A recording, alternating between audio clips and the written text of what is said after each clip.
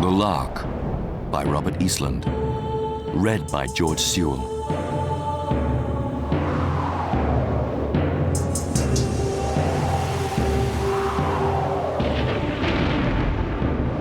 The first thing Reggie did that morning was go up to Newgate to watch the hanging.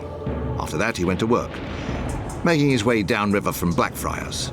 Initially, the pickings weren't so good. The odd piece of coal, a few rags, a copper nail. It was a damp and misty November day as well, so Reggie's bare feet were blue and numb by the time he got to Bermondsey. Lunchtime came, and he ate his bread and whelks under the shelter of a timber wharf, then set off over the mudflats again, on some occasions plunging to his knees in the pungent slime, on others using rubble and bits of driftwood as stepping stones. It was almost dark by the time he reached Greenwich, and the deep pockets in his ragged old jacket and trousers were still largely empty. Other young'uns could expect to go home and get a leather in for that. Not Reggie. Reggie was good mates with his father. They were two of a kind. He was just moving inshore again, the water level rising behind him, when he noticed something sticking up out of the mud. It was curved and yellowish, and looked smooth like porcelain. Reggie bent over quickly and dug it out. It was only about the size of his head, but quite heavy because it was hollow and full of silt. Reggie rubbed it clean on his jacket sleeve, then hooked his fingers inside to clean it out. It was a human skull, the top half of one at least. Reggie had thought it would be. It didn't upset him. He may only have been 9 years old, but he'd already seen terrible sights on the Thames water edge. Worse than this. He was just wondering how much it might be worth when an exciting thought struck him. He looked around. He was standing on a narrow, sloping beach which ran up to a high dock wall, and beyond that the massive shape of the East India Company warehouses. To either side of him were landing stages for the shipyards. There was nothing to indicate whether or not this was the spot where Greenwich Bridge had been, back in the olden days. But if it was, well, this could prove to be a real find. Reggie put it safely under his jacket, then scampered up the dock steps and ran for his life through the squalid alleyways bordering on the river. His old man was a coal packer by trade, and he had just come home when the lad got there. Home being 2 rooms, one on top of the other, at the back of a row of charity shops. "So, what about this?" said Reggie, breathless with excitement, holding up the skull. The man looked at it dubiously as he took off his smock and neckerchief, both filthy with coal dust. "What you got there, Reg? Bit of old bone, isn't it?" "I reckon it's the old Archbishop's skull, Dad," said Reggie. "You remember, the one the minister told us about down at the mission school. They reckon he got clobbered on the footbridge ages back by these Viking blokes, walloped to death with a cow's head. We had a lark over that, remember? A cow's head." The true tale of Archbishop Althea, murdered in bizarre fashion by the pagans almost 1,000 years before, was a well-known one. Everyone brought up in that part of London had heard it. A look of understanding came slowly over the man's ruddy, bristling face. "That I do, Reggie, yeah. A cow's head. They gave him a good old walloping with it, then threw him into the river, remember?" the boy went on. "Well, I bet this is his skull, or what's left of him. What do you reckon it'll fetch, Dad?" The man rubbed his chin with a big calloused hand. "A bob or two, I should think, Reggie," he grinned, showing a row of brown teeth. "A bob or two, right enough." "We'll have a lark then, eh, Dad?" His father slapped him on the back. "That we will, Reggie. We'll take it to the museum first thing tomorrow." The streets of Greenwich were seldom quiet. During the day they teemed with folk out on business, then at night with the gin houses, then again from the crack of dawn with barrows being readied for market, and dockers and pearlmen cramming down to the yards. Only between 2 and 4 did total silence fall. Reggie and his father were both bedded down under their thin, patched-up quilt around that time. This night in particular, though, the boy couldn't sleep.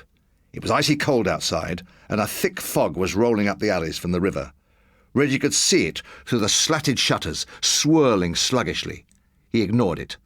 November was the time for pea-soupers. Then he heard something.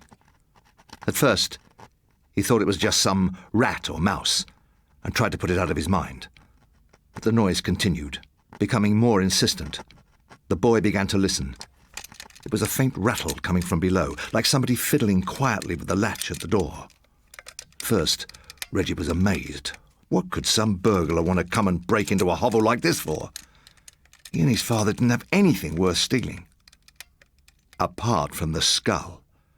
Reggie sat bolt upright in bed. Of course, the skull! Happened some other river finder had seen him pick it up and wanted it for himself. Nimble as a monkey, the boy scrambled down the ladder from the loft and snatched the skull off the hearthstone where he'd left it earlier. The flagged floor was horribly cold on his bare feet compared to the floorboards upstairs. In fact, a biting chill had filled the whole room. The fiddling with the door had stopped as well. Reggie held his breath. He imagined somebody listening on the other side. That was when he noticed the strange smell, sort of sweet and smoky, like the incense they sometimes burned in church. Then he heard another noise, a different one from before. It was like a scratching, as if someone was running sharp fingernails over rough wood. Reggie looked hard at the door. The noise was coming from the other side, and it was getting louder. Soon, it sounded as if whoever it was drawing those sharp fingernails from the very top of the door to the very bottom. Sharp fingernails, or long, bony fingers. Reggie was up into the loft like a shot, pulling the ladder up behind him. When he got there, he found that his father had lit a stub of candle and was now peering at him white-faced over the old grey quilt. "What is it, son?" the man asked in a whisper. Reggie dived into the bed beside him. "Dunno," he said, "but I reckon someone's come to take this skull back off us." Reggie's old man had never been particularly bright or brave. "Lord help us, Reggie," he hissed. "You don't think it's him, do you? The Archbishop? Come back for his head?" Reggie said that he didn't know. He was now a quaking heap under the quilt. A minute later, when the scratching and clawing began on the bedroom shutters, his father joined him there. "How can this be, Reg? That window must be 12 feet off the ground, and it's just a sheer wall, no footholds." "I don't reckon dead archbishops need no footholds, Dad," said the boy, his eyes screwed shut, the skull hugged tightly to his chest. The mysterious scratchings and rappings continued for another hour or so, frightening them both badly. At one point, when they fancied they could hear things moving about in the room below, Reggie's father whispered that he fair felt his heart was going. It didn't, though. By the time horses and carts were abroad in the streets again, the noises had ceased, leaving both father and son ashen and shivering. Reggie thought it best they set off for the museum in double quick time, before the Archbishop came back again. They put the skull in a small wooden box and made their way across London on foot. But it was early afternoon by the time they got to Bloomsbury. For late autumn, it was a nice, bright day, and lots of ladies and gents were walking about arm in arm at the front of the magnificent buildings, all snug in their shawls and frock coats. Reggie and his father watched them from the corner of Great Russell Street. Neither of them were quite sure how to go about this, so they decided just to chance it and walk in through the big doors at the front. As soon as they got past the gates and the railings, though, a peeler stopped them. He was a gigantic bloke with a line of shiny buttons on the front of his black tunic and a tall stovepipe hat on his massive head. Mutton-chop whiskers ran down the sides of his hard brown face, which he was using to scowl at them in a most menacing manner. "Come on, then. Let's be having you," he said sternly, pointing back at the gates with his staff. Outside the railings again, Reggie's father wondered if they ought to tell the peeler about the skull, but his son was adamant that they shouldn't. "The beak won't know about the Archbishop, will he? He'll think it's someone we've gone and topped. He'll have us up for the next dropping." His father slapped a hand to his forehead. "Gold, Reggie! You ain't half a bright lad. I'd never have thought of that." There was nothing else for it, so they set off back, but by mid-afternoon had only reached Rotherhithe. By then, both were getting tired, so they hitched a ride on the back of a rubbish cart, but almost immediately the driver, a big, red-faced man in leather apron and fantail hat, pitched them off, calling them good-for-nothing scoundrels and threatening them with his whip. Then he got curious and asked them what was in the box. "Somebody's head, no doubt," he shouted, unfurling his whip again and saying he was going to make them pay for their foul, murdering ways. They both ran, ducking down an alley. The man didn't follow, and a few minutes later they slowed to a walk again. Perhaps the bloke had been mad. He'd certainly acted that way. As Reggie's father remarked, wasn't it odd the way he'd come over all queer the moment he'd laid eyes on the box? By the time they reached Deptford, another grey-yellow fog was rolling in, and soon the narrow courts were taking on a more sinister aspect. The odd person who passed them was a hooded, muffled spectre hurrying on his or her way. The gaslights at the junctions between alleys gave off only a faint luminous glow, and that was only when you were close to them. They crossed several busy thoroughfares, but always pressed on into more cramped byways between tall, silent buildings. It was amazing how quickly they could leave the clatter and crash of traffic behind them. The fog was like a sodden blanket thrown over everything. It deadened all sound, except for one in particular, a damp, rustling sound, like wet cloth being dragged over rough flagstones. Eventually, father and son both stopped to listen to it. They'd been hearing it for several minutes before they'd plucked up the courage to admit that it was there. Worried glances passed between them as it drew steadily nearer. Reggie glanced back behind. Nothing was visible, the black brick walls on either side quickly vanishing into the murk. The boy imagined it was the sort of sound an archbishop's vestments might make, especially if they were all torn and covered in mud. Suddenly, there was a smell of incense in the air. Reggie and his father began to run, blundering along the passage, turning sharp corners with reckless speed, hands outstretched in front of them. Even through the echo of their footfalls and the beating of blood in their ears, they could still hear the sound of that rancid cloth swishing over the paving stones behind them. They were now alongside a stream. It was foul and cluttered with refuse, and up ahead, crossed by a bridge with lights upon it. Reggie urged his father along. A bridge meant a proper road, and that meant people. Surely there'd be steps leading up to it. But there weren't. When they reached the bridge, they found that the path ran off under its arch, dwindling into utter blackness. Above them, hooves and wheels were clashing, and the voices of newspaper sellers and costermongers calling out. But that was all 10 feet away, 10 feet of sheer bricks. Reggie and his father gazed at each other in horrified disbelief. Then they heard the approaching drag of rotted vestments again, and were suddenly swamped in incense. "Quick!" Reggie shrieked. "The Archbishop!" His father needed no second telling, and was soon hauling himself up the wall. It was old and loose, and afforded many hand and footholds. Before Reggie followed, he took the skull from the box and placed it in his pocket.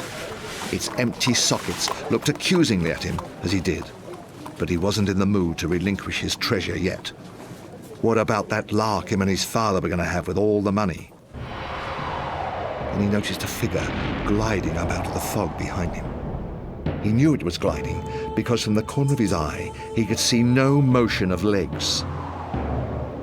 Reggie went up the wall hand over hand, not daring to look behind him. An icy breeze caressed the back of his neck, and the smell of incense was overpowering. Now, with another smell mixed in, something vile and corrupted. A second later, though, he was over the parapet and into the traffic with his father.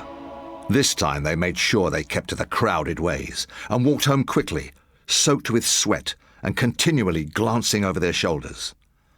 When they finally got there, after barring all the doors and windows and lighting as many bits of candles as they could find, Reggie and his father had their first cross words in many a month. It was about the skull and what they were going to do with it.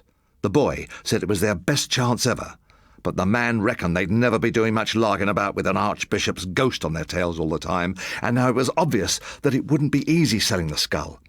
Who was to say they hadn't just dug it up from some graveyard? They could even get flogged for it. It was high time they gave the poor old sod his head back.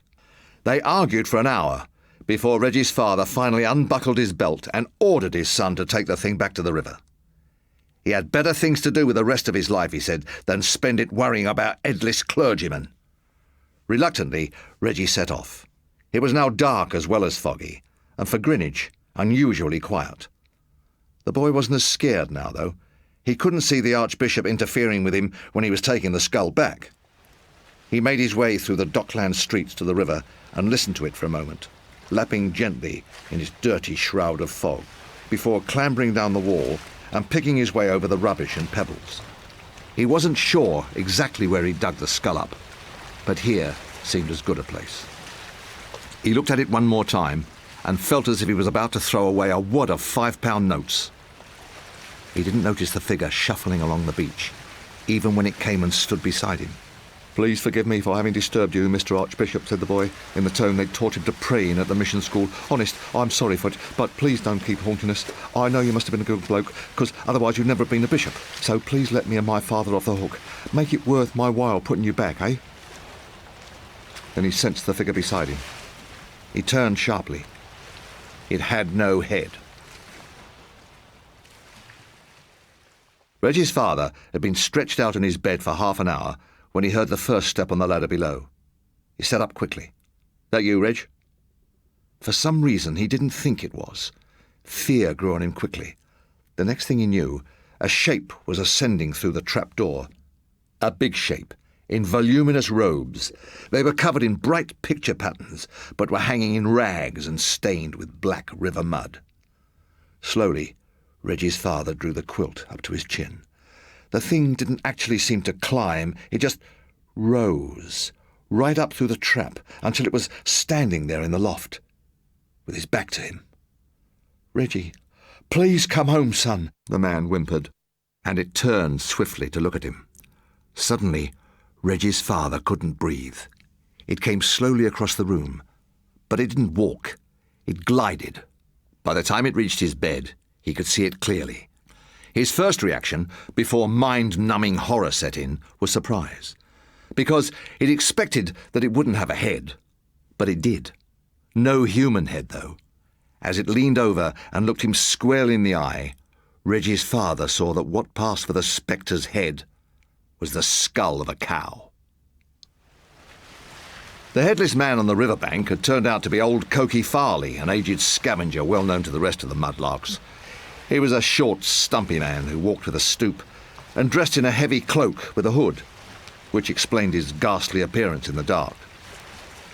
He stood beside Reggie and looked down at the skull as the boy related everything which had happened to them. When Reggie had finished, the old-timer shook his grizzled, toothless head.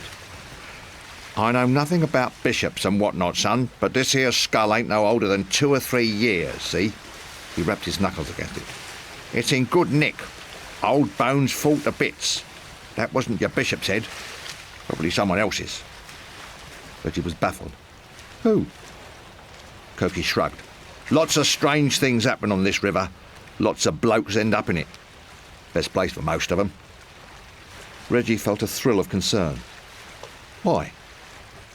Cokie cackled. "You know as well as I do. Some real old villain's gone to a watery grave along here." Reggie felt panic growing inside him. "But what about the ghost and all?" Cokie examined the skull more closely. "If you've gone and woken up some old spirit, it don't have to have been the bishop's, does it?